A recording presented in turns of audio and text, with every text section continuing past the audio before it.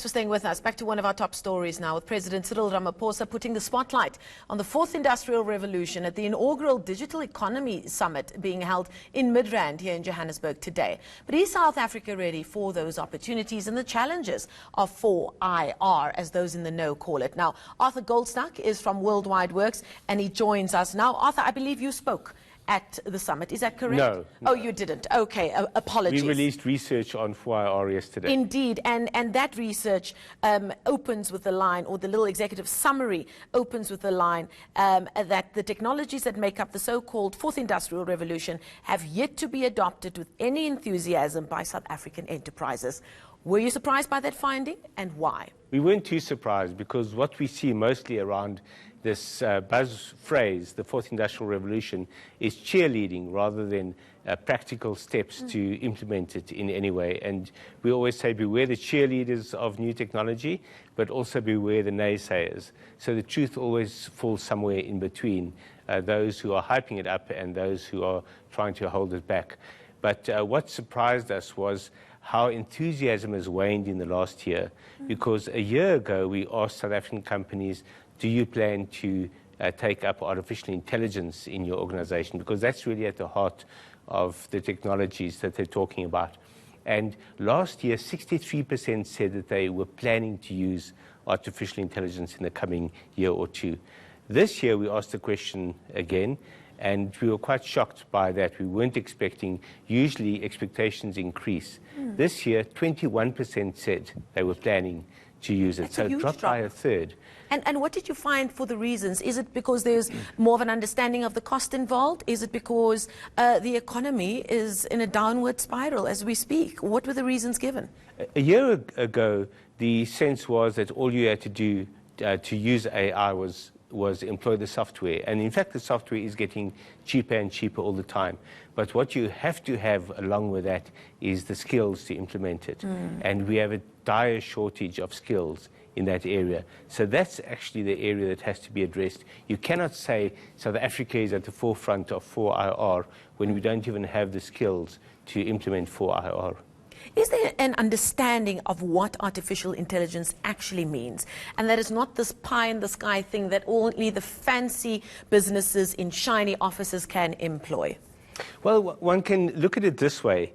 Almost everyone watching this has been using artificial intelligence in the last week or so. If you use mapping on your phone, whether it's Google Maps or Waze, or for the more expensive phones, Apple Maps, you're using artificial intelligence, especially if you're using it to guide you through traffic, because it's artificial intelligence that is pulling together the data on traffic patterns and telling you how long your journey is going to take and what might be a better route. If you are watching Netflix, Netflix uses artificial intelligence extensively for its recommendations, its personalization, even for delivering its videos. AI tells them when there will be times of greater demand or if demand is picking up, and then to cache the content locally. So there's a data center in Kempton Park called Terraco, where most of Netflix's movies are actually being cached to deliver to you locally. And they will figure out where you are in the world using AI and deliver it from the most appropriate data center. So we're seeing it in use all the time, but in very high-end uses and then in very generic uses as well, not specific to business needs in South Africa yet. It sounds like something that can be applied, especially by entrepreneurs who are just starting out and are looking for a gap in the market. But if you're saying that the skills, there's not the right amount and type of skills to really get this part of the economy going, where are we falling short? Because you would think with the millennials entering tertiary and entering and flooding the work market as graduates, that they are the users, they are on the user end of a lot of this technology, and therefore would see the need to perhaps equip themselves to find jobs that maybe haven't even been created yet. There are three levels where we're seeing these tremendous shortages or the obstacles to developing the skills. The first is the very basis of our education system. It is still designed for the second industrial revolution. It's still designed in the classroom style of the 1800s, in fact, designed for the production lines of the early 1900s. We should be offering coding as a subject at school, right? Well, coding, yes, but it's not just coding. It's also awareness of what you can do with technology. Everyone talks about coding, but that's like maths. Lay people like me. Not everyone has an aptitude for maths, so not everyone have an aptitude for coding, but everyone has an aptitude for, if they are given the understanding, for how to use the technology to improve lives, to improve work processes, and so on. But there's none of that sensibility being built into the education system. We're not given a context and understanding of what, especially the fourth industrial revolution technologies, will be able to do for us. If we do have that built into the curriculum, you'll see people developing a passion for utilizing those technologies. And right now, the people who are AI specialists in South Africa are people who had a passion for it when they were at school, when they went to university, or in their working environment. It wasn't that environment that created the passion, it was their own passion. And unfortunately, they're an exception to the norm right now. Exactly. They are the outliers. Yes. The outliers. The second level is in labour.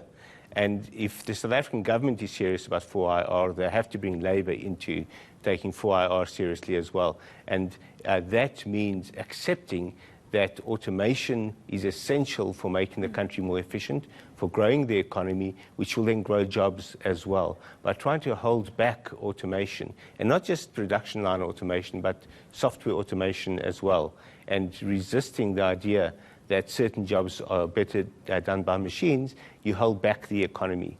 And the result of that is that you hold back growth, and therefore you hold back the possibility of growing jobs. But you understand the difficulty in bringing that specific part of the message across. We just heard from COSATU, who are well aware that it's an ever-evolving world that we live in, just like other revolutions that we've lived through. But you're dealing with a country where the majority of the country is still struggling to put food on the table. So to come and talk to them about, yes, you're going to lose your job now, but in a few years' time, we're going to create all these new jobs that don't even exist anymore. People are going to think you're smoking your socks.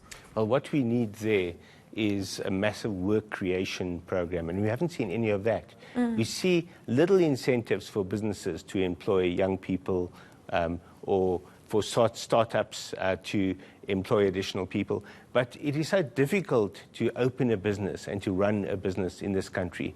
Start unshackling the startup, unshackle the ability to open and run a business. Let the businesses run free, and you'll start seeing massive employment in startups and in other businesses. But at the moment, you make it very difficult for people to hire or fire.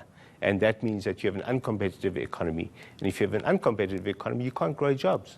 Indeed, Arthur, we're going to leave it there for now. So much more to speak on this fascinating research that you have done. But for those who want to find out more, they can go onto your website, World Wide Worx, works with an X at the end, and they can read more on this interesting report that you've delivered. We wanted to talk about robotics and automation and all these interesting things that I know nothing about.